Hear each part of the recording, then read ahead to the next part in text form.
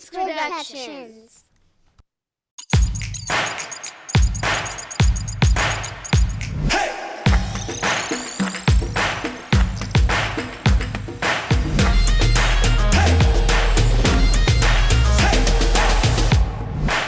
Welcome in, folks, to another edition of the Final Drive here at Sour Kids Production Studios. It is Alec, it is Makai, and I promise, folks, entering the new year, the four of us will be together in studio.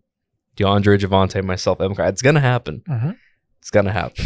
But Makai, before we dive into everything, buddy, how was your Christmas? Did you have a good holiday season? I know you were delivering packages, and that's could be a very chaotic time of the year. Oh yeah, I was getting my Black Santa on, bringing joy to all the people of Dallas and Plano. Yeah. No, it was good. It was 4 a good time. lawnmowers worth? Hmm? 4 lawnmowers worth of joy? Yeah, 4 lawnmowers worth. People ordered in 20 packages. It was crazy. It was hectic. But no, it was a good Christmas. No, really enjoyable. Glad we didn't get any, icy weather or anything. Yeah. It's just crazy cold today. But other than that, it's been a good time. Spending time with my girlfriend and her family and stuff. It's been good. What about you? It's been good. Just hanging out with the family, obviously adjusting. And it was about as good as it can be, It's an exciting time of the year. And speaking of exciting times, college football playoffs, they're ramping up here. Bowl games have started. Texas State played last night. Mm-hmm. Sold out beer before the third quarter even really got underway. So, and their first bowl win. So kudos to Texas State. Yeah. Obviously, we had the playoffs. So Michigan, Bama, and then Texas and Washington. 2 very good games. Mm-hmm. The NFL is inching closer and closer to the postseason. We got some fun things to talk about as far as these quarterbacks, man, because they're does it mean they're kind of lacking this year, aren't they? Oh yeah, this year quarterback play has been shaky. Yeah, maybe it's just because defensive coordinators are kind of figuring out these guys, or they're figuring out their tendencies a little bit, Yeah, and maybe just that age we were used to is just no longer here anymore. Yeah, and the super dominant top 5 guy is just killing the league. Yeah. Consistently putting up 5,000 yards and 30 plus TDs guaranteed now. Not looking like that. The NBA, their Christmas basketball traditions wrapped up. So obviously we're kind of inching closer to the All-Star break. We'll dive into how the NBA is doing. It's kind of wild. Ja Morant twice has destroyed my Pelicans single-handedly. So John Morant came back and he said, "I kept receipts," and he's cooking. They're still not going to make the playoffs. I'm very confident they will not make the playoffs, but as they should not. Let him spaz. Yeah. So lots of fun things in sports going on. Obviously, let's get to the big news today out of Denver.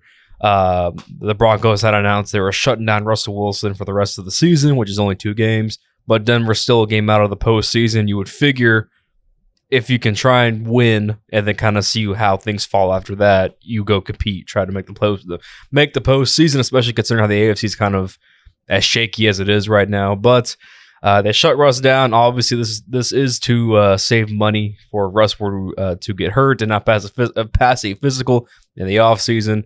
Denver would owe him a whopping, I think, $38 million guaranteed. Mm-hmm. And Russell Wilson would not waive that clause. It's reported Denver came to him after that Chiefs game, that Chiefs upset win, and they said, "Hey, to shut you down, and we're not going to risk you getting hurt. Season-ending injury, and then when the league year starts, you can't pass a physical." So it's all kind of weird. I mean, obviously the Peyton Wilson marriage really hasn't worked out this year, and I know there have been some high moments for the Broncos. They, after that Miami game, they went on a 5-game winning streak. They've had a real good defense since then. Russ has played some efficient football, I would say, but it's just kind of weird, isn't it? Oh, it's definitely been strange. I mean, it's just, I think at the end of the day, this all kind of just boils down to the fact that him and Sean Payton just don't get along. Like, yeah. Sean Payton is very cookie cutter. I tell you what to do. You don't second guess me. Right. You don't check out at the things when I call it, and that's okay. I mean, hey, it's worked for him. Obviously, he has a pretty good history. So if it works, it works. I think it's just hard to find guys like that are not going to be, but are willing to stick their necks in their careers and their overall performance out for a guy that it just seems like the way he thinks about football is kind of a generation behind. It's kind of it feels like he's out of touch. Like the first thing he instituted with like the Broncos was like the like really enforcing like a dress code, and like they couldn't wear the nobody could wear like the little bucket fuzzy, hats. Yeah, the bucket hats. Bucket hats. Yeah, that's just like, who the hell cares? These are adults. It's not college or high school. Yeah, this isn't your son Pee Wee team. You know, Yeah. Like right. That just seems so childish and just stupid when there's other bigger fish to fry. Yeah. As the leader of a franchise in your first season. And again, I think for Peyton to kind of publicly call out Hackett for the job he did last year was smart on his end, because it kind of just makes you really go, this Denver team was not constructed all that well. We're going to get Peyton at least some time to get it figured out. And, you know, he comes from the house of Bill Parcells. And like you said, it's very much, I'm the coach, it's my way, and we're going to figure it out. We're going to win, right? And that's, you know, this year with Denver really hasn't worked out a whole lot per se. But, you know, like you mentioned earlier, I think just this relationship with Russell Wilson and Sean Payton, I don't think Russ was the quarterback Payton would have handpicked to lead his team. And it's kind of shown this year. There have been some moments that's on the sidelines of that Detroit game. Was it last Saturday? Yeah, last Saturday. Yeah, last Saturday when he was blowing up on Russell Wilson. And yeah, there have been moments for sure where it really hasn't looked right. And again, you know, when Breeze retired in New Orleans, there was some buzz about maybe Russell Wilson could be on the move before he, you know, left that following season. You know, you would have thought if Peyton would have pulled the trigger then, he should have, with a much better team in a much weaker division, get the guy in Russell Wilson to be the next guy, but he didn't. Went to Denver, and, you know, it's funny now, if he had sat out for another season, he could have easily gone to LA and inherit Justin Herbert, but it's just weird all around. I'm interested to see what happens to Wilson, you know, because it's just weird. Like, has there ever been a player we feel like that has just fallen so quickly in such a short span amount of time? I wouldn't. Because think of where we were going into last season with Russell Wilson. We thought, okay, he got out of Seattle, got out of Pete Carroll's offense. He's in Denver now. You know, with Aaron Rodgers OC, and now as the coach, what could go wrong? Yeah, and everything went wrong. Yeah, exactly. Everything's gone wrong since. It's wild to think how quickly this all kind of fell apart. I don't know. It's kind of like we talked about before we started recording, that like, I think a lot of people, before Russ came to, you know, Denver, and like there was a lot of speculation when Russ finally, like, you know, made it official that he wanted to leave and everything, and everybody starts picturing Russ in all these different jerseys, and everybody's, Denver, quarterback away. Right. I personally just never saw it. Like, I think it was a solid young roster that had been held back by quarterback play, but was not a Super Bowl contender, right. Like stepping stone away, like people interpreted it to be. So I think, yeah, 100%. Russ deserves some blame. He did not play up to the standard of Russell Wilson and what we saw in Seattle, lighting the league up for years. Yeah, that I think, you know, to the let's ride, the Mr. Like the antics he put on himself really just kind of came back and fired. Like, it just came back even harder on him and how he looks and how he's perceived. Oh, that's just because he's corny. Yeah. And that's fine. Yeah, it works. Corny, yeah. When you're winning, corny's great. Corny's great, but when you suck, now you're a meme. Now you're the problem. You're the problem. But yeah, and it's just, you know, like you said, Denver was, you know, since Peyton Manning retired, it feels like, and maybe for those first couple of years when it was, you know, Trevor Siemian, when it was who was it? Osweiler was there too? Yeah, Osweiler was there. Osweiler, Case Keenum. Yeah, maybe like was in those first immediate years after Peyton retired, you probably could have argued they have enough veteran, you know, players to compete. But then when Russ got here, it was a different Bronco team, much younger. You know, had some quality players. I think, you know, Chubb was there still at the time. Bradley Chubb, you know, Simmons, Pat Surtain they drafted, you know, Cortland Sutton on the offensive side of the ball. Javon, like, there were some players to work with, and you kind of thought when Peyton got there, you think, okay, the guy Sean Payton, who I think we kind of would view as one of the better, if not the best, offensive minds in the last 15 years of football, has done it consistently in New Orleans at a high level. You would think they could make it work, maybe. And it just, their relationship has not been there. Like when, I don't know if it's just weird. It's just did not work. I mean, it wasn't really surprising because, I mean, like we saw in Seattle towards the end, whenever, because for the most part, whenever, Seattle was winning, winning those, in the Super Bowl and contending every year, everything looked peachy. And then all of a sudden towards the end there, it was like, Carroll, Russell. And it was just this constant bickering. Yeah. So in the offseason, every offseason, about who really is the leader of the team. Right. And Russ had his way, let Russ cook. And then it was like, I'm Pete Carroll. And I'm 80 years old. People like me still. I'm just the vibes guy. I'm just vibes. And yeah, this, that, and the third. And it was just, that was strange. So I don't think Russ was ever a prima donna. I think he just likes what he likes, and he likes it to be ran the way he likes. Yeah. Which is understandable as a quarterback. You play the most important and difficult position in sports. So I think that's understandable, but Sean being the way he is and Russ being the way he is, those two puzzle pieces do not fit together remotely. Nope. And I think, I mean, and I get it. Even in early on in New Orleans, Breeze was not the Drew Brees that we came to know later on. It took time to figure that out, crack the code on his offense and get it really, churning the way it did. And, with Russ being in year, 11? Because he got drafted in 2012. So, yeah. So late into his career, obviously, he has a lot of money tied to him with the contract. And in the day and age where young quarterbacks are kind of the game now, I just don't know if the time would be there to make it work. And again, I don't think Sean wanted Russell Wilson to begin with. So, yikes. And can we just really quick recap what happened in this trade? Because it's kind of bizarre, and I think this will easily go down as one of the worst trades I think ever in NFL history. Let's hear it. So, Russell Wilson, the Broncos got Russell Wilson in a 2022 4th-round draft pick. The Seahawks got Drew Lock. Sorry there. Noah Fant. Shelby Harris, a 1st-round pick in 2022, which they used on Charles Cross, the left tackle. A 2022 2nd, which was used on Boy Maffei. Right, Boy Maffei. Their defensive end, right? Or hybrid linebacker. Yeah, hybrid linebacker. Who's been solid for them. Cool guy. Tyreek Smith, who was a 2022 5th-round draft pick. A 2023 1st, which turned into Devin Witherspoon, who's been, defensive amazing rookie of the year. He's got some hype for it. And then Derek Hall, who was their a 2nd-round draft pick in 23. Yeah. Denver got fleeced.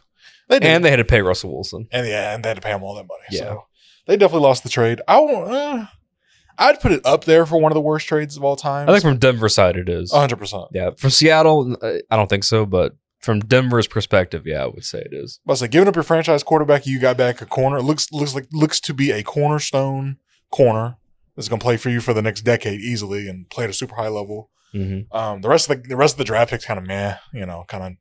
Charles Cross. Yeah, Charles Cross has been good. Yeah. But overall, hey, worked out for Seattle.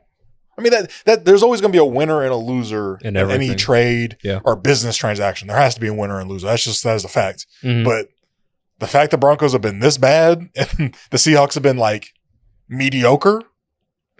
And the fact that Denver's probably going to move on from Russell Wilson 2 years in. Hey, it's I feel like it's the Shaq meme where I apologize, I didn't know your game. I need to say that to Pete Carroll. Because me, I was all on the Pete Carroll, get him out of here. He's old. He's done. They can't draft. Because, historically, they couldn't besides 2012, which is the 1 year they got it right. But they couldn't draft, and now they can draft all of a sudden. Pete Carroll's kind of got that team rolling. Hey, well, not rolling, but, they're going to be a wild card team, pretty much every year. They're in the playoffs. Gino, they've had 2 back-to-back game-winning drives. One was Drew Lock. One was Gino. So, hey, kudos. Drew Lock was more impressive. I take that back because he was just picking on James Bradbury. James Bradbury cooking his ass. Bradbury got So Like you said, there's always gonna be a winner and loser, and I think it's interesting to see how, this turns out. Do you think Russ will start in the NFL next season? Oh, 100%. There's a job for Russell Wilson in the NFL. It's got to be the right situation. It has to be a guy that has to be like a player first coach. Yeah. And an offensive coordinator that's just like, hey, Russ, let's sit down in the offseason. Got to build his offense. Well, what do you like? Give me your top 7 formations, and this is going to be our base of what we call week to week. So I know as much of a Dak hater as you are, would you take Russell Wilson over Dak? 100%. 100%. Without a fucking doubt. Okay. I would do it today if I could. That's all I needed to hear. I can't. Kenneth, we need to clip that and put it up. That's under numbers. I would do it every day of the week and twice on Sundays. Okay, then. So we'll see what happens with Russell Wilson. It's going to be interesting for sure. Speaking of the Cowboys, obviously, they play the Miami Dolphins. DeAndre is not here to bask in his glory. He said he'll be back next week.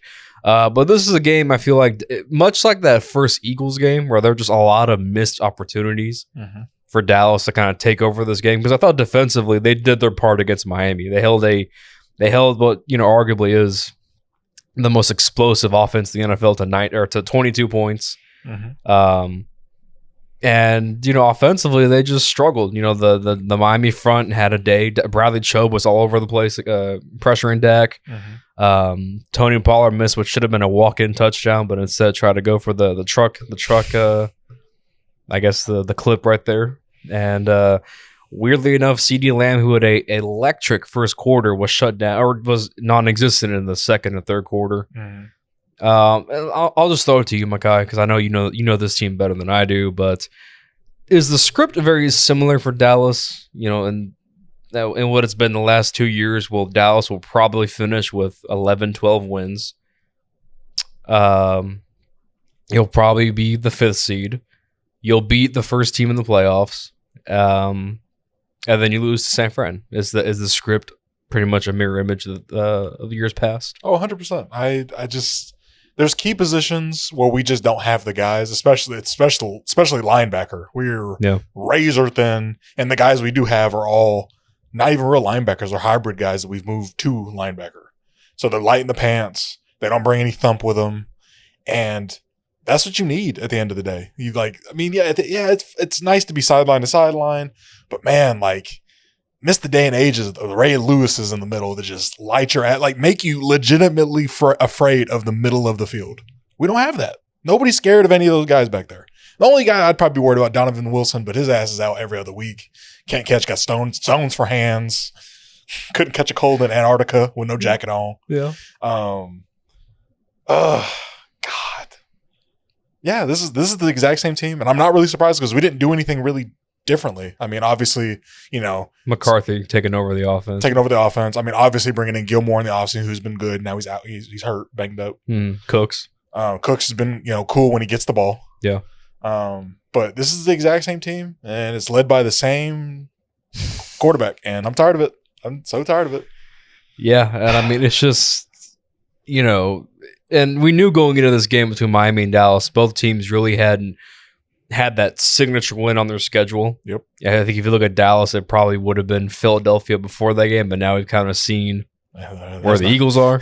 Yeah, that's not really something to hang your hat on at this point. And Miami had not beaten a team above 500 at that point. So we knew, and Dallas also has struggled horribly on the road this year. Yep.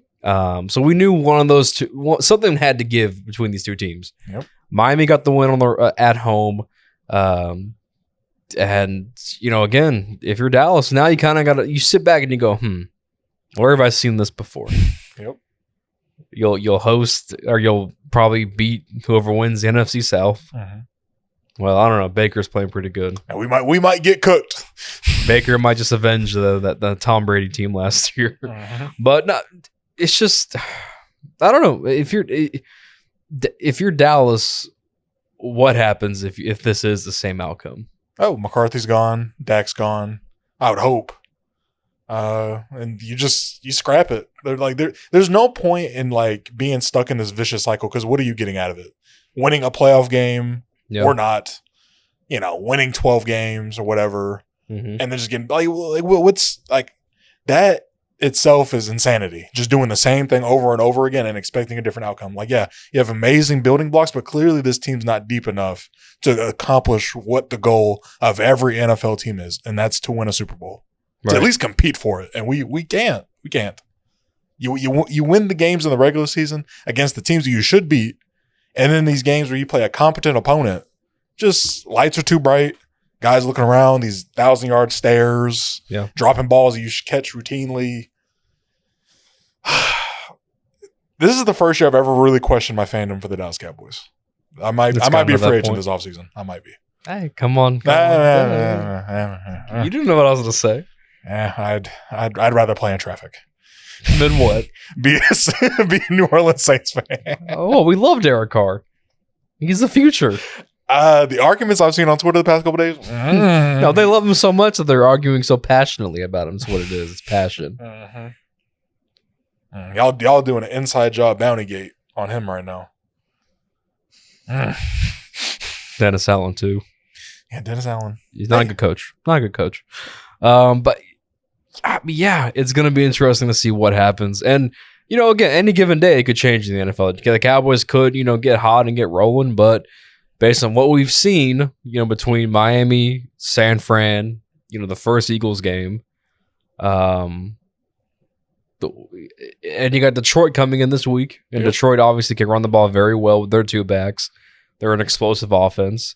And now that line is healthy offensively, it's one of the best units in football, I think. And I think that was a problem for Dallas. I know Micah gets held pretty much every play now, which it is true. They do not call for Micah Parsons whatsoever. They do not. Despite that, though, I found it kind of concerning the amount of sacks and pressures against the Dolphins, which it's a very makeshift line. It is. It didn't happen. Sure, they held Miami to field goals, and it was very much a bend but don't break mentality. But the pressures were not there. The sacks weren't there. Miami kind of just had the freedom to do whatever they wanted to, except score touchdowns, I felt like. So, I don't know. It's going to be interesting to see what happens down the stretch for the Cowboys. Oh, yeah. And then if you guys lose, that opens a whole different can of worms. I'm here for it. I'm here to lose at this point. I'm tired of it. Welcome to the club. I mean, hey, y'all still have a chance. Just don't lose. Don't lose. No. Baker can have the division. He can win comeback player of the year. I'm cool with it. Very happy with it. But let's kind of roll along here. Talk about the Chiefs. Obviously, their Christmas Day game against the Raiders was not one that I think a lot of us expected. Shout out Javonte. He obviously was very happy come Christmas morning or afternoon, I should say. But the Raiders had 4 sacks on the Chiefs, but it did not feel like that. This front that Antonio Pierce has put together, it was all game, constantly pressuring Mahomes. Their skill guys could not make plays. Travis Kelce's been very much below average. Yeah. I'm not going to say why. We'll get dragged, but he's been struggling. Don't mess with them. Yeah, he's been struggling this year, in this season so far. Mahomes, and you kind of got to wonder now, when you're looking at Pat Mahomes, I know as much of a problem as the skill guys are, I think he's also equally kind of to blame for this. Oh, no, 100%. Yeah. Everybody gets an equal piece of this blame pie, 100%. Yeah. He has not played Patrick Mahomes football. Nope. And then it's a key moment, and he finally puts a ball on a guy, and you expect, can't expect perfection if you're not perfect, Yeah. So, that's, oh, God, I just, real talk, I don't see how this gets better. This team is so cash-strapped. It's not like you're going to go out and hey, we'll just sign a bunch of veteran receivers. We'll kind of move these young guys around, keep some, develop them underneath these veteran guys, and we'll get this thing rolling again. There's not veterans around that can play a high level of football for the Chiefs. Learn this offense, because this is an interesting offense to learn. Yeah, because it's super week to week, and that's not what a lot of veterans come in and they need to have a set role, and it changes week to week with the Chiefs. Yeah. And it's tough. You're gonna be if you do want to come play for the Chiefs, you're coming in on the vet minimum. That's all they can afford at this point. They're gonna sell you on the idea of playing with Patrick Mahomes, and you're gonna run the AFC, but that hasn't happened this year. You get some Midwest America commercials here and there. You get a State Farm cameo. But no, you're right. I think this offense very much is the game plan adjusts pretty frequently week to week. We've seen weeks where they leaned heavy on the run with Pacheco, with Clyde Edwards-Helaire, Jerick McKinnon getting involved before he got hurt. And then there are some weeks where they have to try and air it out with these receivers and tight ends, and it's just not getting the job done. Nope. Rashee Rice has been a very pleasant surprise for them, but he's a rookie. It's tough to ask that much out of a rookie. It is. To come in and start and pretty much contribute, especially when he wasn't drafted to kind of be that. He was a guy you sprinkle in, has plays here or there, right? Which he's shown that. Yeah, but he was not expected to be the number one receiver on the team. Nope. And Sky Moore has been a disappointment. Marquez Valdez-Scantling, he is what he is, and that is he's a poor man's Tyreek Hill.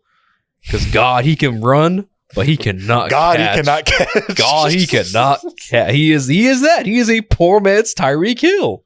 You know, when you want McDonald's and mom says we got McDonald's at home, it's Marquez. We want Tyreek Hill, but we got Tyreek Hill at home. That's Tyreek Hill at home right there. Yeah, and if I was a kid, that would make me want to hurt myself. I'm calling CPS. I feel like I'm missing another wide receiver. Kadarius Toney. Kadarius Toney. He is not an NFL player. He is a fashion designer. Yep. In a football player's body. Yep. Justin Watson doesn't scare me whatsoever.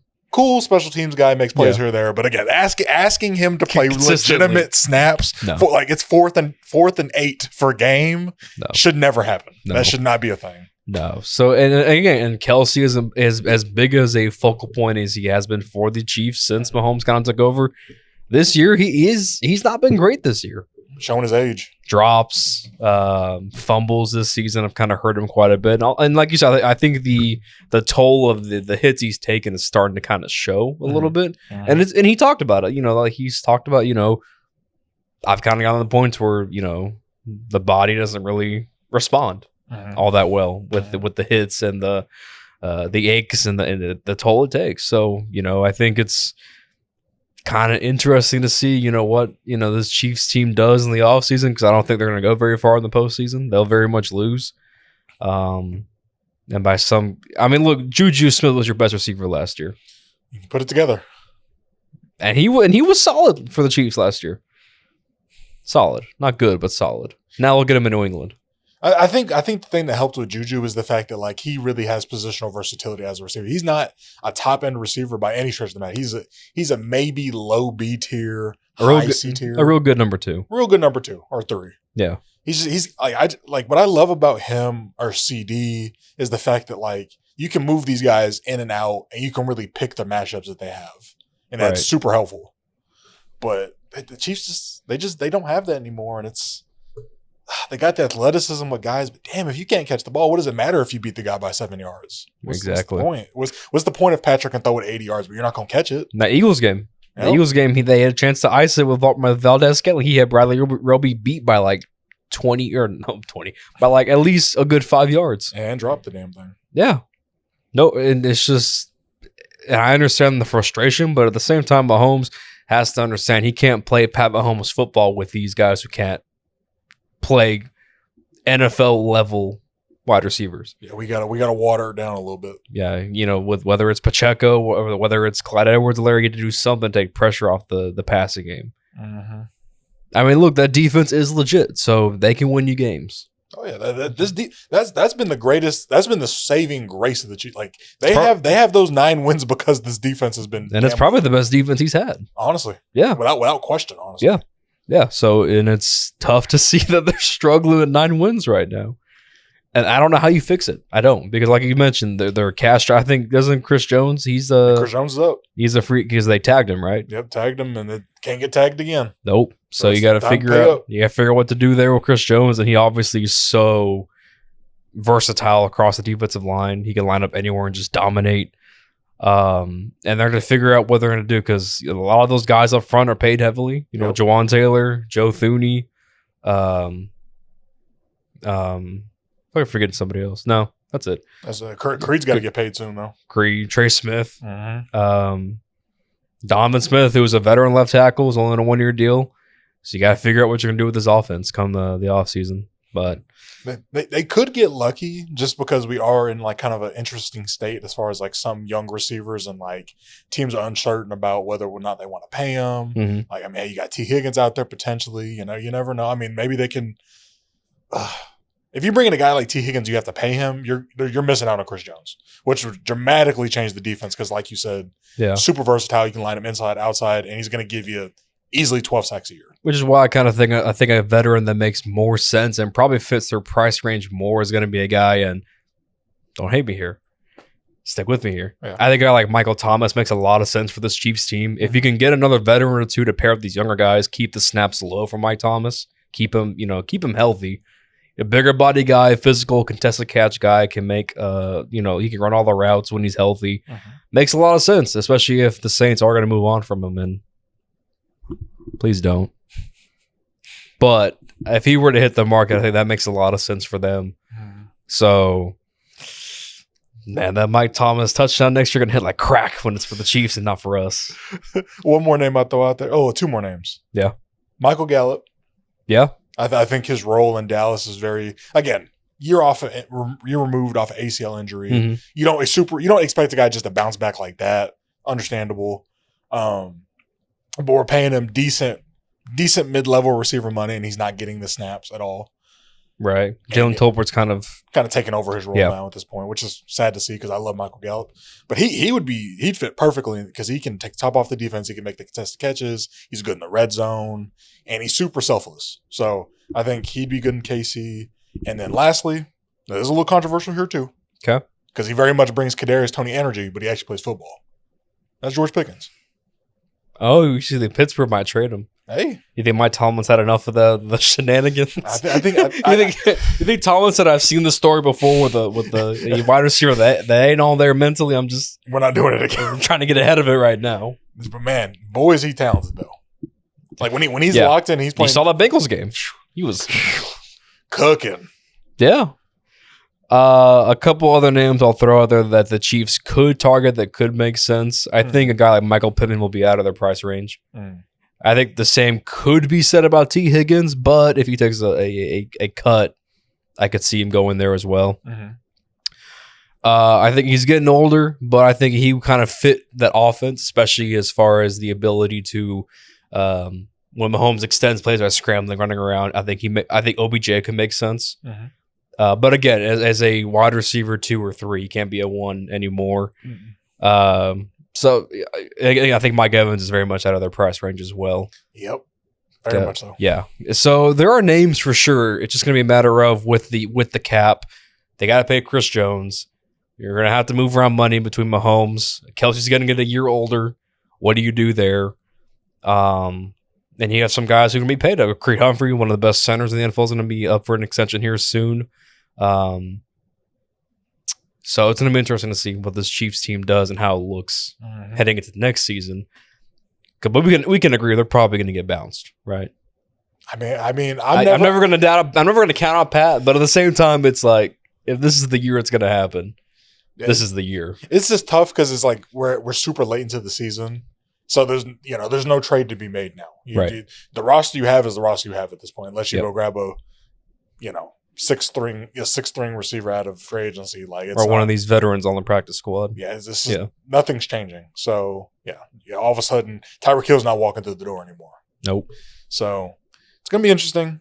But again, I'm never gonna count on Patrick Mahomes. But if I had to bet any sort of money on this, like what they're gonna do in the playoffs, because who are they? Because they're the 3 seed. 3 seed, winning the division. So they'll host the 6 seed. Which that would make them. That would mean. Let me look it up real quick. The seedings. I got you. Look up the seedings. That would be Steelers. I want to say it's the Colts, but let me double check real quick. Yeah, because the Browns are winning the division. As it stands right now, and I could actually see this being the first matchup the way it holds. It'll be Buffalo. Wow. And look, Buffalo, they're not the same record, right? Yeah. Buffalo and Kansas, same record. But I feel totally different about Buffalo heading into the postseason versus Kansas City. They're probably the most dangerous team right now in the NFL, in all seriousness, because they figured it out. They said, hey, Josh Allen, you don't need to go out there and play hero ball every time. We're going to let James cook. Yeah. I'm not sold because Sean McDermott is a quack to me of a head coach. I wonder why you think. There's a couple reasons. One specifically I'm thinking about when I say, but I don't trust him coaching that really good team. What if it was Cleveland at Kansas City? Man, Joe Flacco in Arrowhead, slinging that thing around like it's a biscuit. Oh, Lord. With nothing to lose because he ain't going to come back next season. So Joe Flacco got nothing to lose. Throw 5 picks to win the game. That dime to Cooper, that was a ball. That was nasty. That was a ball. That was nasty. Only a ball that a 38 Joe Cool could throw. Because any other quarterback makes that throw, it's 100% going out of bounds or it's getting picked off. But he just put Not it right Joe Flacco. right up the side. Joe Flacco said, kids, let me tell you about something I call the 2012 playoff run. Oh, my God. That made him elite. They got him that payday. It's just crazy that, early in his career, that playoff run, it was more about efficiency for him. Now it's just throw that thing around like he's playing with his kids in the yard, just slinging it. And it's crazy to look at this stat. It'll be 6 touchdowns, 3 interceptions. Don't matter. Sacked 7 times. Joe Flacco going to get it done. He bounces back. And that's a testament to these old guys that are at home. Like, they can still play. But not everybody's Joe Flacco. Joe Flacco knows the prettiest football I've ever seen. And he's always had a cannon. Always had an arm. Yeah, always. So shout out to Joe Flacco, man. Yeah. But yeah, no, so it's going to be interesting to see who the Chiefs play in that first round and just kind of I can't all these matchups are intriguing to me because I think there's bound to be at least 2 or 3 upsets in wildcard weekend. I could see it happening. This is the most parity we've seen in the NFL in a long time. Yeah, because I think right now, just we'll talk about them here in a minute, the playoff teams. But I think the 2 teams I would not want to play in the wildcard round, Buffalo's 1. That's fair. The Rams are 2. True. I don't want to play that offense. Yeah, sneaky right now. They're playing some good football. Cooper Kupp ain't even wide receiver 1 right now. Puka. And Kyron Williams is, over 1,000 yards, and he's missed time this year, which is ridiculous. That's just crazy. He ran that slow-ass 40, and everybody's like, yeah. Well, yeah. Yeah, but he's certainly adding fuel to the running backs' paydays are dead. He's adding fuel to that. And you're doing this? Yeah, GG. Yeah, Austin Eckler ain't getting that payday. Yeah, no more Bijan Robinson, Jahmyr Gibbs. Well, they can get drafted, but you're not going to pay them when they're up. You're just going to go, I'll just draft this kid from San Diego State in the 6th round and 1,000-yard season. Exactly. So yeah, it's going to be interesting. Very quickly, let's talk about these MVPs. Obviously, a lot of MVP chatter has changed the last few days. The Ravens-Niners smackdown between Purdy and Lamar Jackson happened. I believe Lamar is now the Vegas favorite to win MVP. Actually, let me look up the odds real quick. I meant to look them up, but then we talked about Joe Flacco. Let's see. Vegas odds, NFL MVP. Who is it? Vegas Insider currently has. Well, Insider has all of the odds, but I don't want to do that. I just want to look up one website. So currently, the way it sits, Lamar's 1 between DraftKings, FanDuel, and Caesars, kind of unanimously. Lamar is 1 right now. Christian McCaffrey's 2. Brock Purdy 3. 2 of 4. Josh Allen 5. Dak Prescott 6. Tyreek Hill 7. And then Jalen Hurts 8. So I think to me it is Lamar. And I think for one reason in particular, it's that Lamar, to me, has changed so much as a quarterback this year versus, the last couple of years. He's sitting in the pocket. He's not trying to run right away. He's waiting for guys to get open. He's making the reads and progressions. And it's in these receivers, Nelson Aguilar, Rashad Bateman, OBJ, they're not, and Zay Flowers, who he's a very good rookie, but they're not superstar names. Oh, yeah. And after losing Mark Andrews, he's making it work with Isaiah Likely. And him as a passer and a thrower, it's like 9 day versus last year. Even when he won the MVP the first time. And it's that I think that makes the Ravens that much more dangerous. 100%. Is that Lamar can sit back in the pocket, he can navigate, move up, step up when he needs to make the throw versus trying to scramble in the moment the pocket collapses. So no, I think Lamar. I think it's right. He should be the MVP right now, at least, and I think that would be my pick. Yeah, I think all the people that said he was a running back should owe him an apology. Why are you looking at me like that? Because you I called do it him as a you, gag. I do it as a Tony, bit. DeAndre. It's a bit. It's a bit. Uh I don't mean it wholeheartedly. huh. But the evolution of Lamar Jackson's been beautiful. I'm so Crazy. happy for him. Yeah. It changed the way he plays again. And the biggest thing is that like he still is athletic as hell, and he's the best athlete on the football field, and he understands that. Mm-hmm. But he picks and chooses when it's appropriate, and that's the big thing. And it's like, yeah, the rushing numbers aren't there. He's not as dynamic because again, it's a lot more depending on his arm. Mm-hmm. But it's been even more fun to watch, honestly, and it's been great. I've loved it. I love this Ravens team. So glad they beat the hell out of the 49ers because Brock Purdy stinks. But put him in the dirt the where he should be. Smoke that Purdy pack. Yeah, Purdy is. Hey, it's going to be exciting. Hey, he's going to get succeeded by Joe Milton next year. You know, they're going to draft a guy in the 5th, 6th round, bring his ass in, Okay. make him into the next star. Okay. Star. Yeah, I think it's just like I said, man, it's 9-day for like watching that San Francisco game alone. Like Lamar was not actively trying to jump into lanes and run. He was sitting back trying to make throws, even when the pocket got a little nasty. He spun out and not even looked to run, just looking for a guy to get open. Yep. So, and again, these are not, superstar wide receivers, but he's making it work despite them losing Mark Andrews, 3-4 weeks ago. Yep. And I do think if you're going to make an argument for a non-quarterback to win the MVP, this would be the season to do it. Mm-hmm. I mean, Christian McCaffrey's doing unbelievable things with San Fran this year. He's scoring touchdowns left and right. He is that offense. He is the offense. Tyreek Hill, I know if he was healthy, if he had broken 2,000 yards as a wide receiver, I think that alone would have that's a tough case to not give it to him. Mm-hmm. And then obviously I think Dak and Purdy were in the race for a little bit, but I think some losses recently kind of knocked them out. And again, look at the Ravens' track record. The wins they have this year. They swept the Bengals, and one was with a healthy Joe Burrow. Mm-hmm. They beat Cleveland, who's a playoff team. They beat Seattle convincingly. They beat Detroit convincingly. Mm-hmm. They beat the Niners convincingly.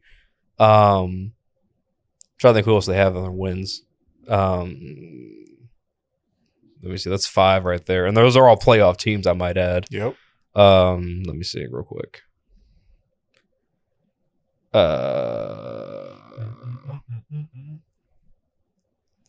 else are they beating?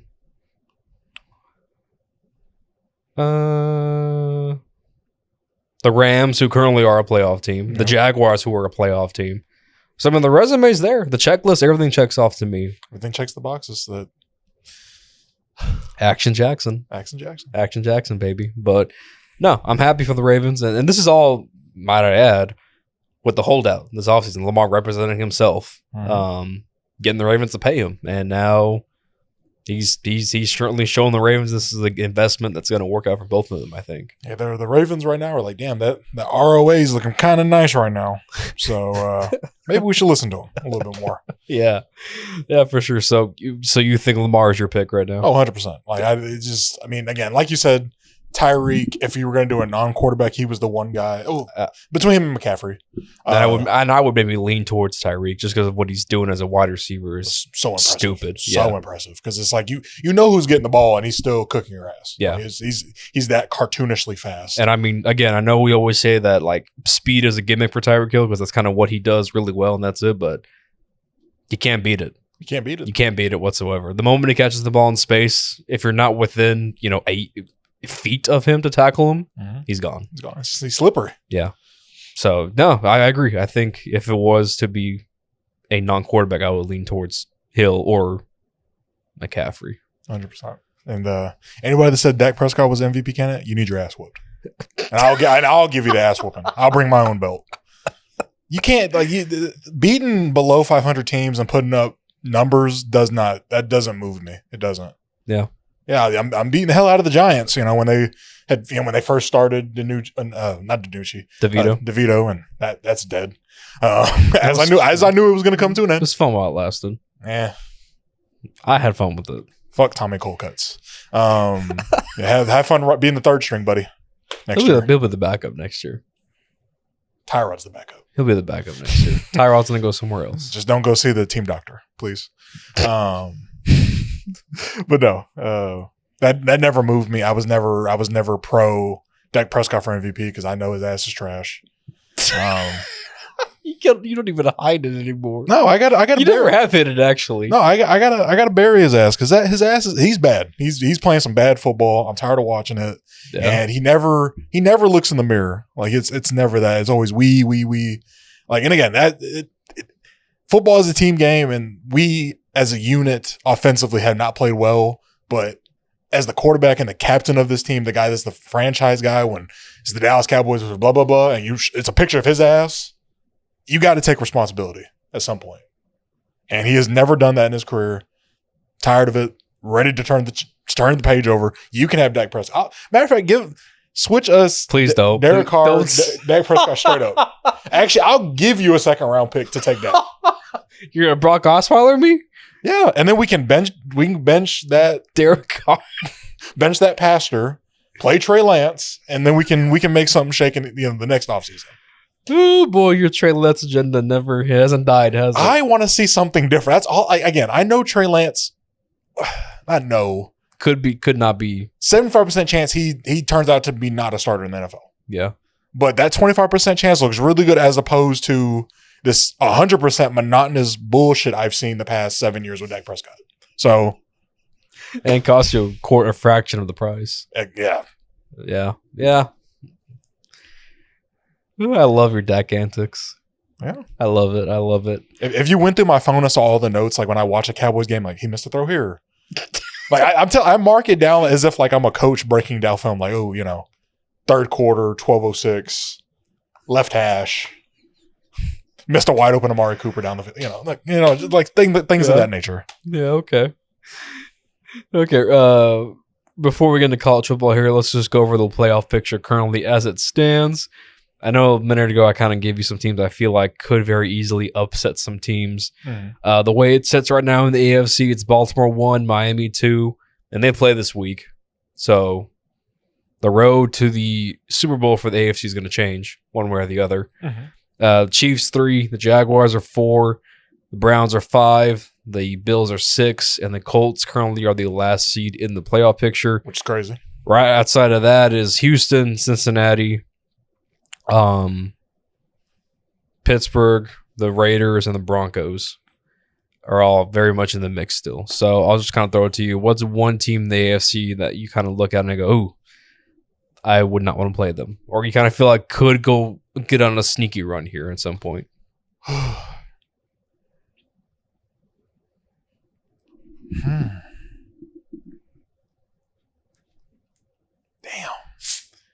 It's just so hard. Like, usually it's easy because it's just like, I think there's just a lot of those teams that, like you're saying, that are like crawling their way into it, that are like really playing some good football right now. And it's so week to week, all these games. Yep. I want to hear yours first, actually. Okay, so I think for me, as crazy as it may sound, Buffalo's one team I don't want to play for sure, because I think, like I said, they've been on a hot streak. They kind of they've had that mentality of it. Basically, the playoffs for them started like 3 weeks ago. Oh yeah, to where they just could not afford to lose a game. Mm-hmm. Since Joe Brady's taken over, James Cook has been a lot more involved in the game, and that takes pressure off Josh Allen. The defense is getting healthier. They're getting Kyrie Elam, their corner, off of the injured reserve this week, so he's going to come back for them. On the road, Buffalo's a team I don't want to play because Josh Allen can easily turn that game, entirely. So Buffalo's one, and then the other team in the AFC, it really might be Miami because that offense, it seems so basic, but at the same time, with the way Tua gets the ball out so fast, the bad offensive line doesn't even matter all that much at this point because if you get Tyreek or Waddle the ball in space, they can house it at any time. 100%. And I think in a do or die situation, if you need, if you're down on the 20 with, a minute to go, no timeouts, you got to get the ball down there. There's no better duo to push the ball than Tyreek and Waddle with that speed. So it'd be Miami and Buffalo for me. That's fair.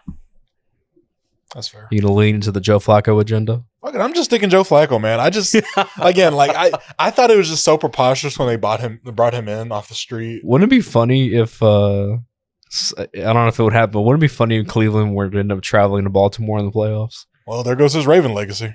Especially if he beats them, then like the owners are gonna be like, yeah, well, there goes your Ring of Honor, induction. Then they go, we messed up.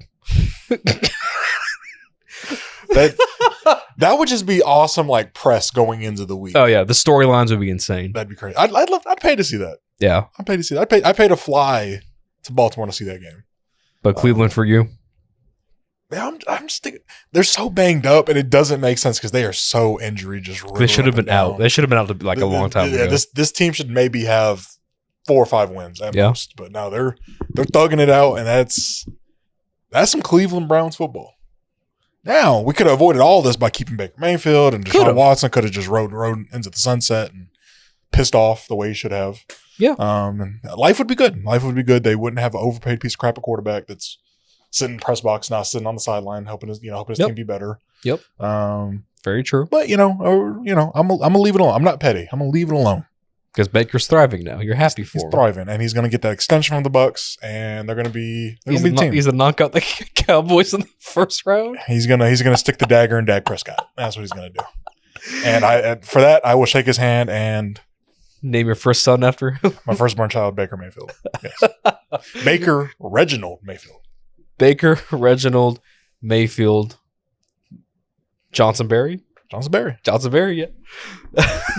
Yeah, no, I agree with you. I think Cleveland, to me, it does, like you said, it makes no sense how this team is still in contention, let alone they're at 10 wins right now. And they have, I think they wrap up with the Bengals and Pittsburgh? Think so. Right? Mm-hmm. So, they're going to be a playoff team, I think. That defense, it might be as cool as the Niners are and the Ravens. I think that Browns defense might be the most scrappiest in the NFL. Fuck the defense is all. I don't want to play Myles Garrett. I do not. You don't have, nobody in the NFL has the guys as a unit to stop Myles Garrett. He is the most unstoppable wrecking force in the NFL. Yep. It's like, there was J.J. Watt. There was, Reggie White way back when. Aaron Donald. Aaron Donald. Man, Myles, it's the speed, it's the power. He's intimidating. He's the guy in high school that you would want to march out on the field first, just lathered up in baby oil and nothing but shorts and shoes, and just stand on the 50 watching the guys get off the bus. Like Sean Oakman? Yeah, Sean Oakman. When he came up with the crop top for the coin toss? Mm-hmm. Yep. He's scary. Yep. Like I'm pretty sure he's made grown-ass men defecate themselves just when he's doing that little double step, just sizing them up like he's a damn shark doing, going around somebody at the dorsal. It's scary. Yeah. I'm scared just sitting at home, and he's not even in my face. I'm scared. So, and not to mention they have really good, role players around him that play their role. So. And offensively, it makes no sense, but they get the job done. They get the job done because Joe's slinging that thing without a care in the world. He said, I'm retiring at the end of the year, so hey, I got my Super Bowl.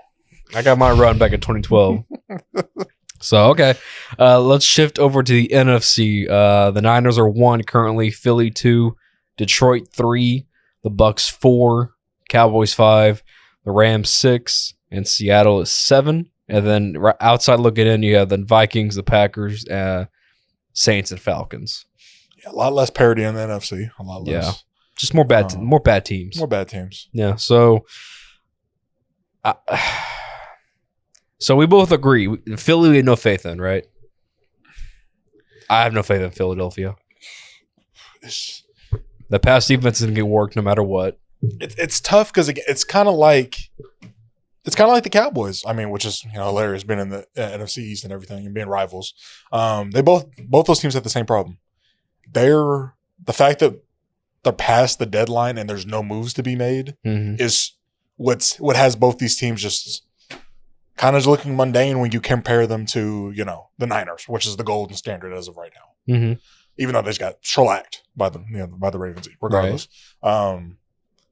And it's like we talked about early in the year. Whenever they were had one loss at that point. We were talking. It was like 5-1 or whatever. If I just throw it out there, the defense just never looked good. It hasn't. It hasn't. When they can't run the ball, Jalen has not been efficient. He's turning the ball over. And then at that point, Jalen's trying to throw them back into games. He throws even more egregious interceptions. It's crazy to say it's been a train wreck, but it's been they're 11-4. They're 11-4, and they're very much in the talks of potentially being the 1 seed. We're seeing what happens with the Niners. Yeah, and I think they're a mirror image of Minnesota last year. Minnesota 13-4. 4, yeah. And they had so many one-score games go their way, and I think Philly's almost the same, except Philly, obviously, they went on the run to play in the Super Bowl, so they had that championship DNA, I guess, to where they know how to close out games. Mm-hmm. So they've done that this year. They've closed out games when they needed to, but it's just last year they blew everybody out so convincingly that no one could stop them. Well, this year teams have showed they can stop you, or you just stop yourself. Yep. So Philly, I still think San Fran's the cream of the crop in the NFC. Mm-hmm. The team I'm gonna tell you that I mentioned the Rams, but I'm gonna lean towards someone else. I'm picking Detroit, and here's why. Okay. That offensive line is healthy now. I think that rough stretch where the Lions, they lost three games or whatever it was in November. Yeah, nice little skid. Yeah, and their offensive line was banged up. Frank Ragnow missed time. I think some of the Taylor Decker, the left tackle, missed time. The line is healthy now. You have 2 real good backs. You can either, cut them up with Jahmyr Gibbs on the outside, or you can power him up the middle with Montgomery, who's averaging 4.5 yards a pop. Mm-hmm. Jared Goff, I think, has shown you this year he can do enough to win you a game when he needs to, because that line is healthy. It can protect him. Mm-hmm. They're going to get Chauncey Gardner-Johnson back from injury reserve at some point before the postseason.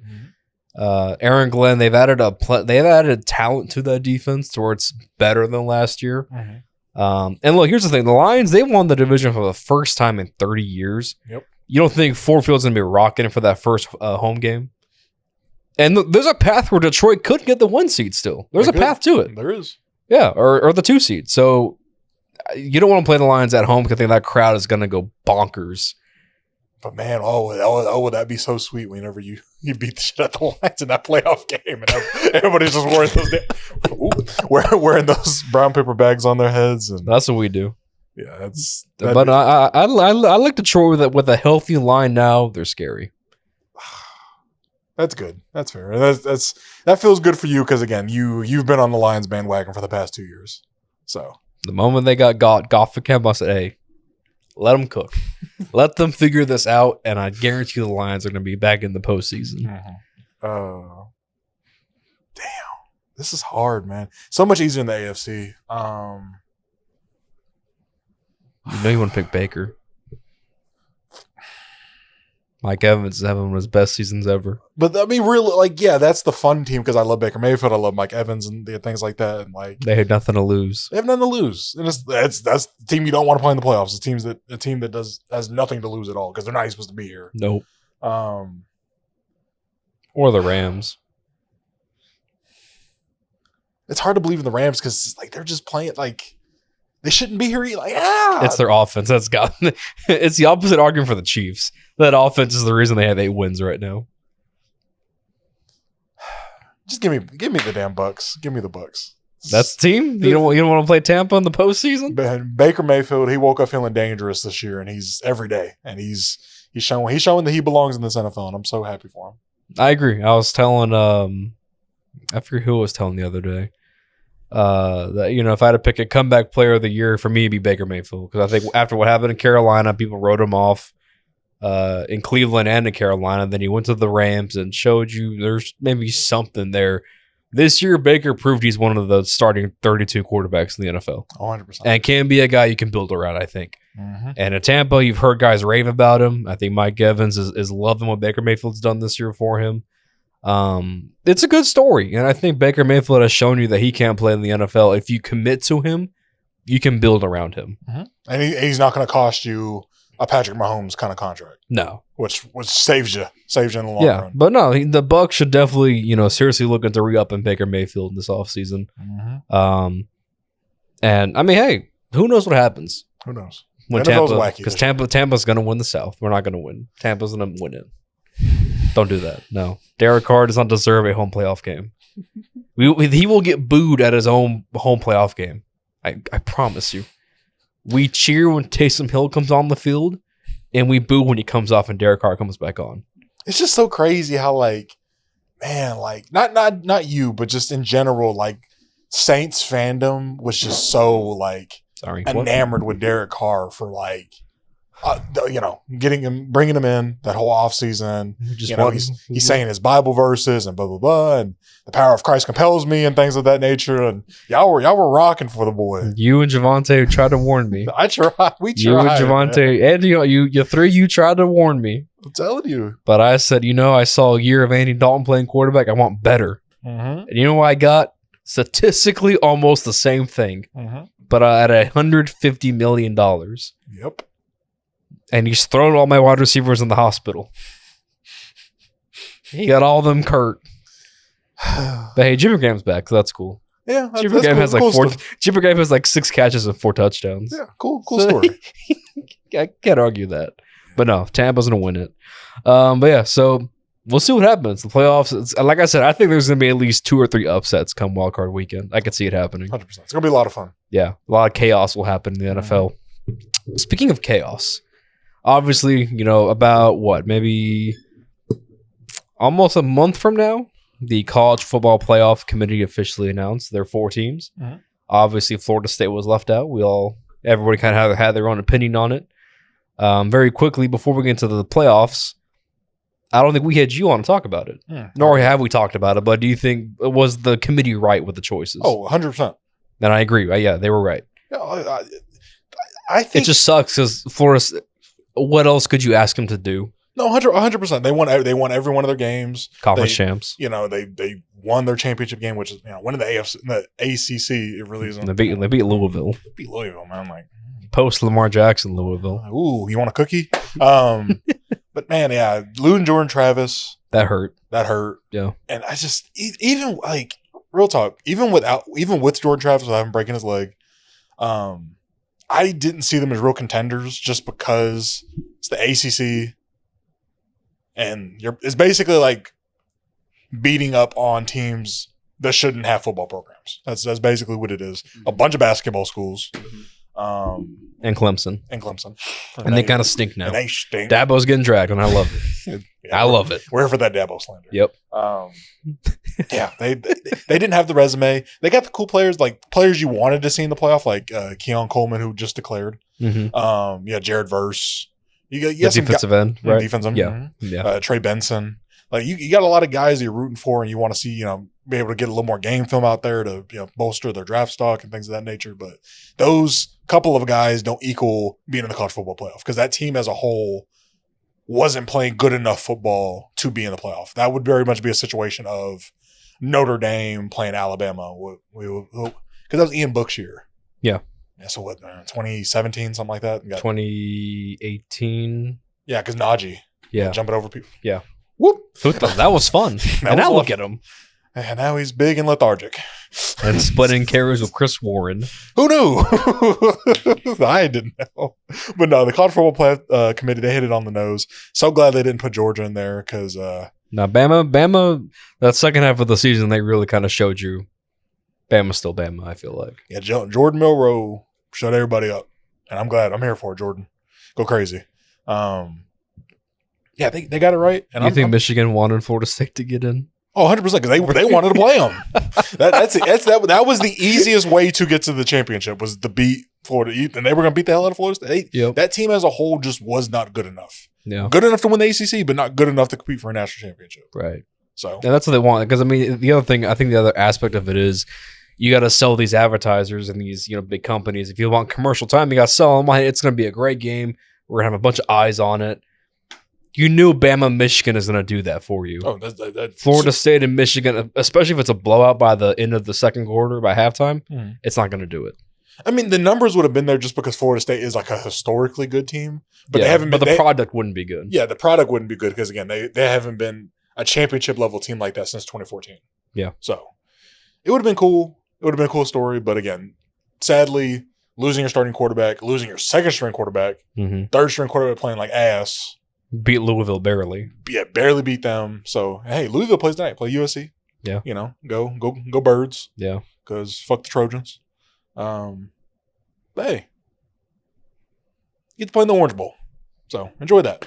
And then if they beat Georgia, then hey, the committee really looks foolish. But that won't happen. If that happens, Kirby Smart needs to get fired. If you lose to that team, fired. So let's get to these games real quick then. Obviously, Michigan, Alabama, and then Texas and Washington. I believe Washington beat Texas last year in their bowl game, if I'm correct on my memory. Because y'all played in the the Alamo Bowl. Yeah. Yeah. So rematch for those two teams. Obviously, it's going to be Harbaugh against Nick Saban. You know, two of the more, I think I would say notably, you know, everyone knows who Saban is, but then Harbaugh has been getting it right at Michigan the last couple of years. You know, they finally knocked off Ohio State. And now he's in the media for other reasons. Yes. But he's back on the sidelines at least. Hey, he's there. He's there. He's there now. He won't be at the hotel lobby watching the game with the very suspect $25 steak. So, I mean, you know, give me some of your thoughts on these two games. How do you think it's going to turn out? Oh, okay. So Michigan, Alabama. I think this is going to be an interesting team. Interesting game. Yeah. Because these two teams are very hard-nosed. They're very well coached, both sides of the ball. I think the weakest points of the two teams, if you had to pinpoint anything, is the quarterback play. Even though I just talked really well about Jordan Milroe and how I'm happy for him. I do think he isn't the greatest quarterback in the world. I think he's exciting. He's electrifying. With his legs, he has a really zippy arm, but not the most accurate guy. I think he lacks a real presence in the huddle.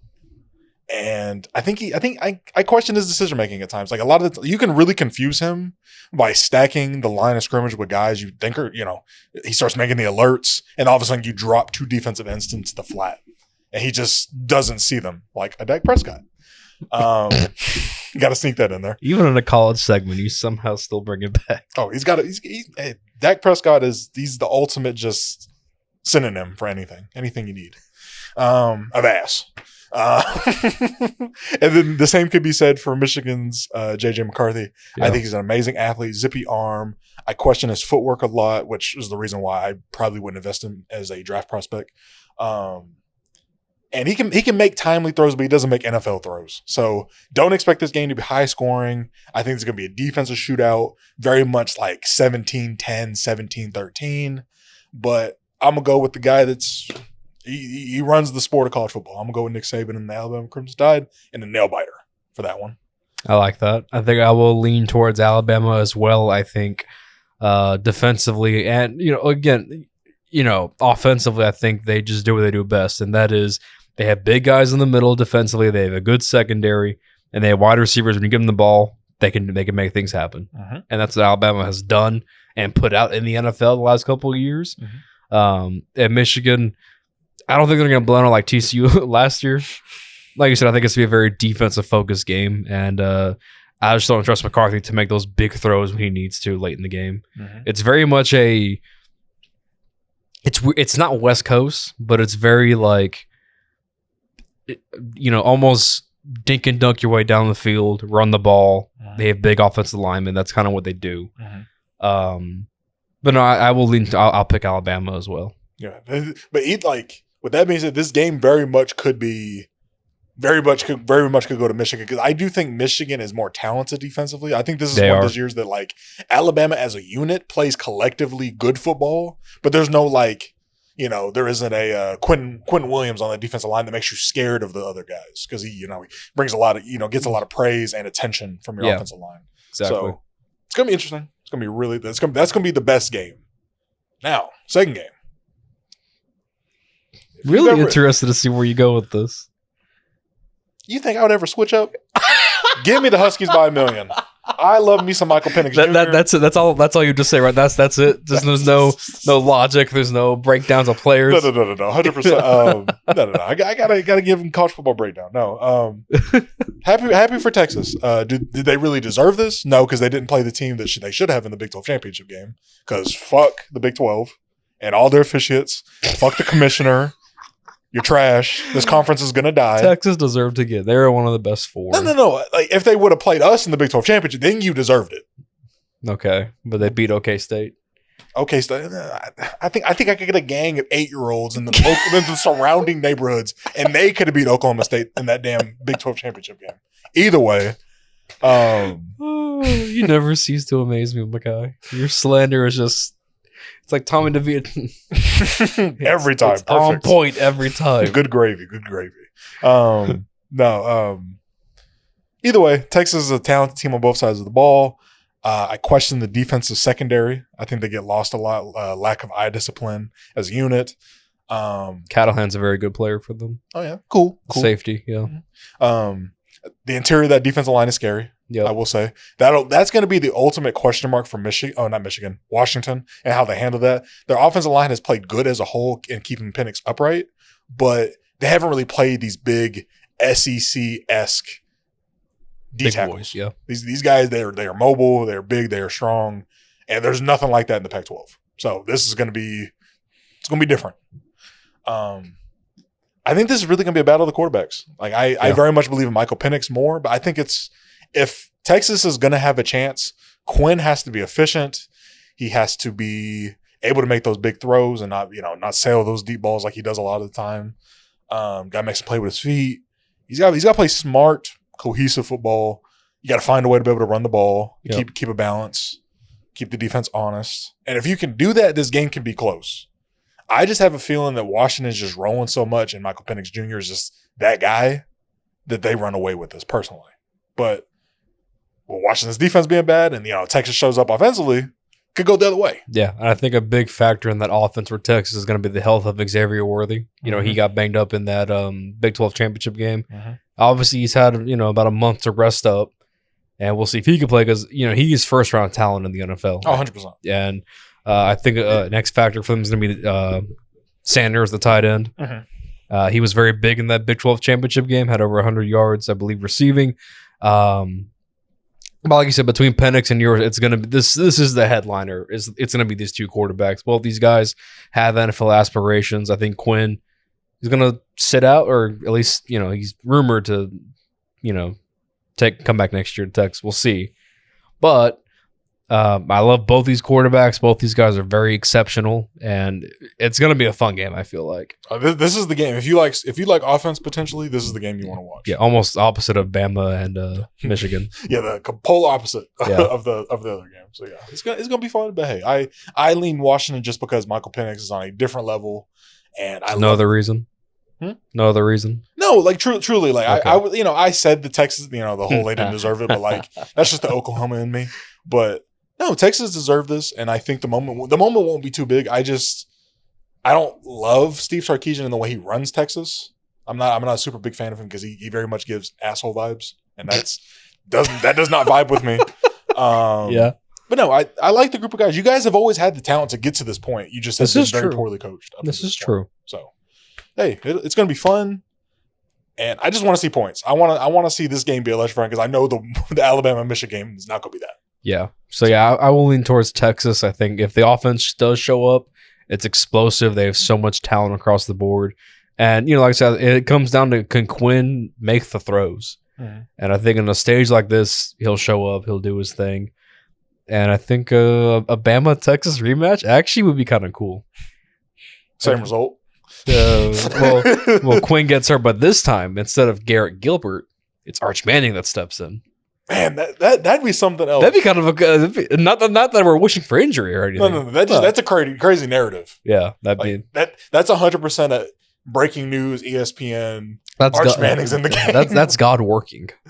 Oh, that's crazy! Like that'd be crazier than the Alabama Georgia 2017 Tua, yeah, Jalen Hurts, yeah. Oh Lord, and then I take that back. It's not a narrative if he's ass. If he comes out there with those picks, gets torched, like he looks like a freshman. Cut the cameras. Cut the cameras. But he won't. I don't think He is Manning. He is, yeah. But no. Yeah, so give me Bama and Texas to win their 2 games. Okay. And then what's your prediction out of that? We'll have to get to that point first. We'll have to see who wins you before I can toot my own horn. That's fair. Because that'd be fun. Mm-hmm. Yeah, so last thing we'll do here, Makai, in the world of basketball, obviously Christmas games just came and went. Luka hit 10,000, youngest player to do so. He's very much him, I would say so. But give me some of your thoughts on the NBA up to this point of the season. Man, there's a lot. Exclude the Draymond Green highlights because Draymond Green, you are an nincompoop. He is washed. You single handedly are holding Steph Curry back from getting another ring, and that's sad. Well, I think putting the faith in Draymond and Clay is holding them back. Yeah. Curry's still cool because Curry's still doing his thing. Hey, wait till the 15th this next month. Team's gonna change. There will be changes. Andrew Wiggins might be playing in might be saying ni hao here soon. Or going to Detroit. Shit, I don't know if I want anybody off Detroit. Kay Cunningham. Since you brought up Detroit, you know what? That's gonna be the topic I want to talk about. The Detroit Pistons. That's not right. They stink. Historically stink. That's not even just. This is historic. This is historic ass that we're witnessing. It's so sad because Detroit fans. I mean, they deserve better. You talked about the Lions and how the buzz that's generating in the Motor City of Detroit. Mm-hmm. This is good. It's good. This is good for sports. What the Lions are doing, and this is bad for sports. What the Detroit Pistons are doing. They cancel each other. Detroit can't get it right. Yeah, the Lions put the bar here, and the Pistons are like, that's really high, and bring it down. Let's bring it down to hell. Lower down our level. Meet us halfway. God, man, and it's. You've seen the promo that Wingstop at Detroit does, right? Where $5 bonus weeks for every Detroit Pistons. They can't. They're starving. And they were so messed up when they because I think it was the Magic that beat them by 50. And instead of putting the Magic logo, it was the Buffalo Wild Wing logo where it should have been. And if somebody was like, they got their ass whooped by Wing. Might as well have been. Yeah, I think. Not to mention, this is Monty Williams coaching this team. This is a guy who is he's a good NBA head coach. It's just these young guys are not perceptive to what the hell he's talking about. They don't do the simple things. They don't switch right. They don't play the pick and roll right. They don't do anything right. They don't do nothing right. Except Cade. Cade's cool. Cade does things right. Yeah, Cade's good for basketball. That 40 piece last night was beautiful. Now, was it a losing effort? 100%. Because now you just set the NBA record for the most losses in a row. Were you playing behind? Totally. Poor Detroit. It's gonna be okay. It's gonna be okay because they're gonna. Some team's gonna come in there. They're gonna fleece the hell out of the Pistons for everything. For Cade. Oh. No. Not for everyone else. Cade is the one because he's the one actual building block that's all right. You can build a team around him. True. Everybody else, it's him. It is Jalen Duran. Yep. Everybody else, brush up on your Mandarin. Everybody else, and that's hard for me to say because I love Jaden Ivey, but man, brother, if you can't shoot, he hasn't been playing good basketball. Brother, if you can't shoot, don't shoot. Damn, I don't care if you're open or not. Pump fake, driving in the lane, kicking to somebody else because you couldn't hit water if you were standing in it. Shit. Do you think they miss Blake Griffin right about now? There's a reason why Blake Griffin's at the house. Do they miss 2017 Blake Griffin? 100%. Yeah. That was MVP Blake. Carried them in the playoffs. He carried them in the playoffs. He got the ass busted in the playoffs. But hey, he got them there. That was the last time you've been in the playoffs. Last time you won a game at this point. Oh, my God. Yeah, it's historically bad. No, and the crazy thing is when you look back at the history for the Pistons, that is a historic franchise. They won back-to-back NBA champions.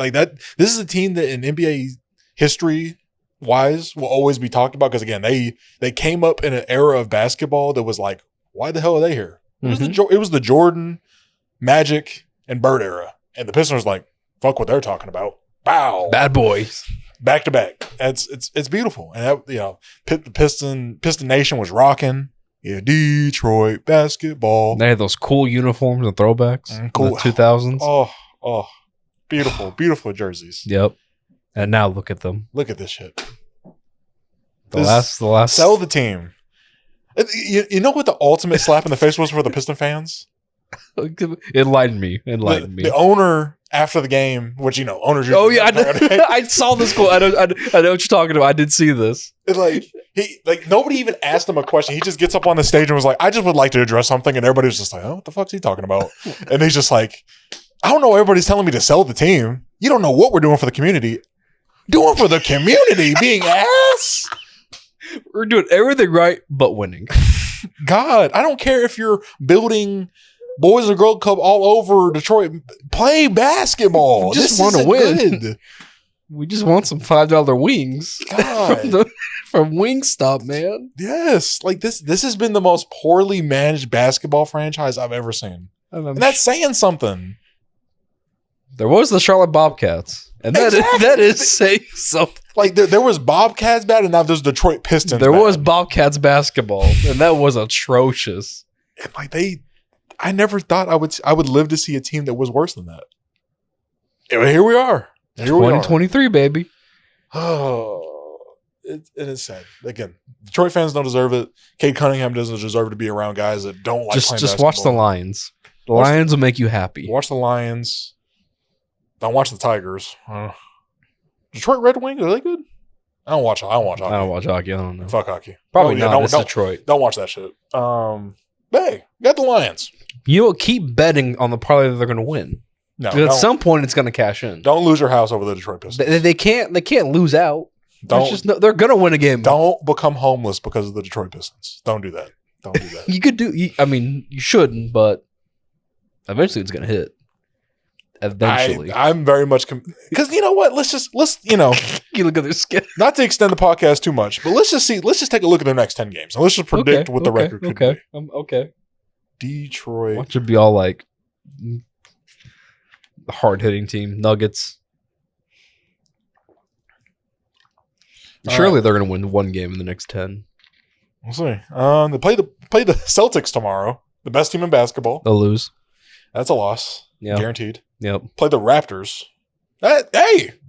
Is it at home?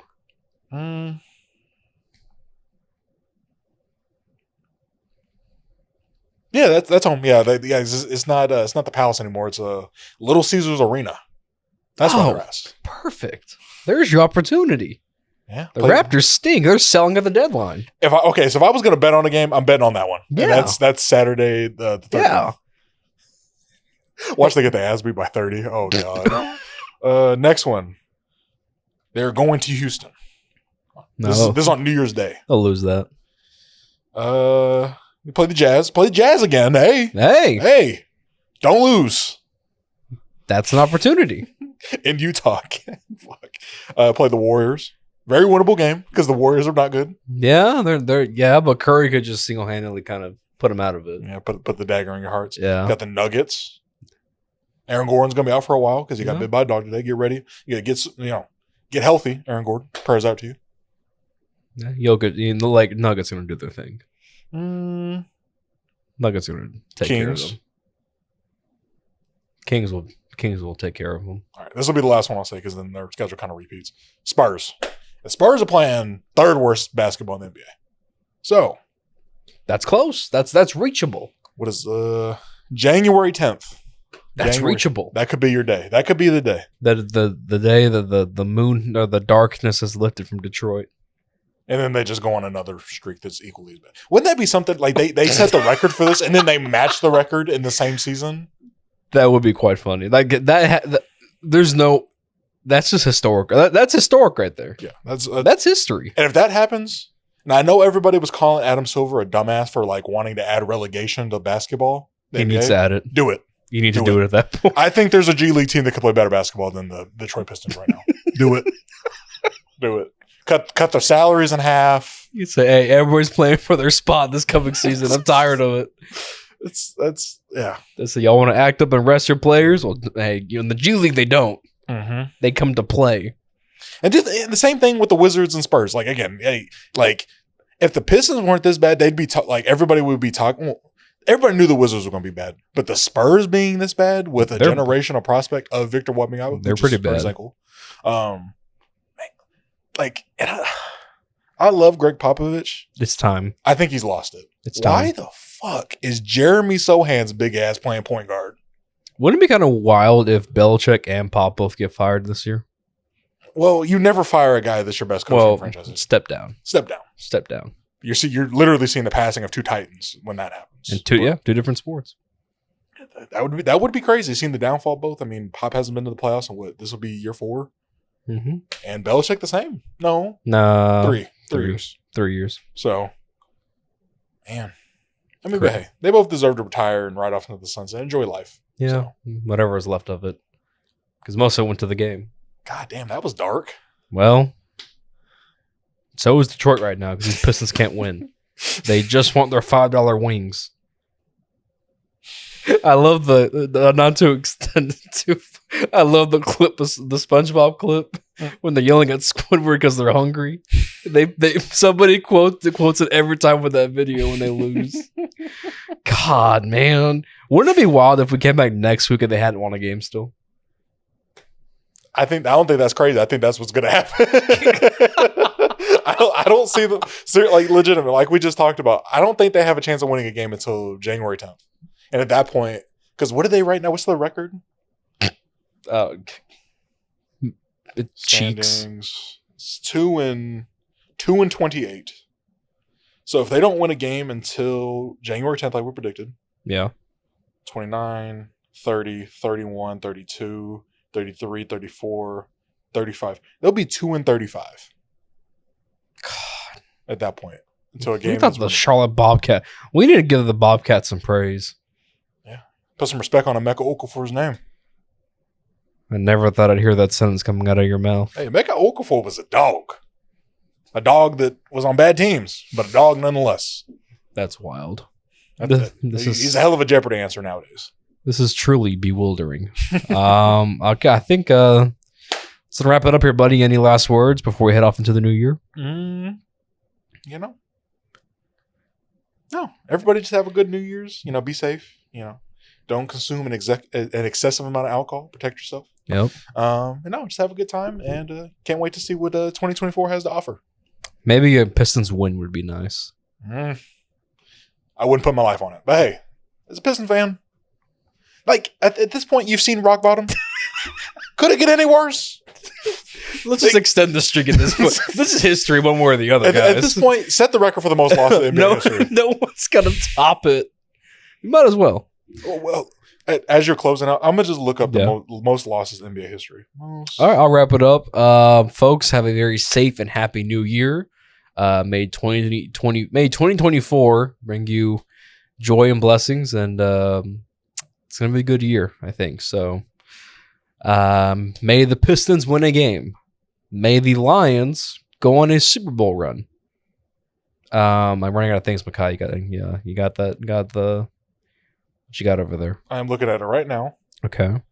And the most losses in a full season was the 1973 76ers.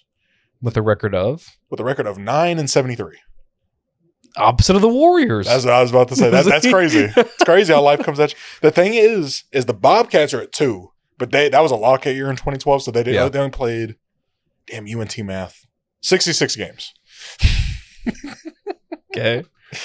It's crazy looking at the Detroit, like looking at this whole list, and they have the Detroit Pistons at it because percentage wise they have the worst record in NBA history as of right now. Obviously, their season's not over. Only played 30 games, but they're on pace. They're on pace, and there's another current team on this list right now that is at 7, and that is the San Antonio Spurs. They're that bad with Wemby? They're 4-25. Good Lord. They don't have a point guard. Well, Trey Jones is a point guard, but they don't play him at all. They'd rather play a guy that's not a point guard at point guard. That's Pop, dude, doing innovation. Pop think he's cooking, but he's not. Nope. All right, then, Makai. I think that's going to wrap things up. We will hopefully bring in the new year with DeAndre and Javonte here as well. Mm-hmm. And by then, we'll have a clear picture of the NFL playoffs, hopefully. So we'll see what that's going to look like. And will the Detroit Pistons win a basketball game? And the answer is no. We'll find out next year, on the Final Drive. See you guys.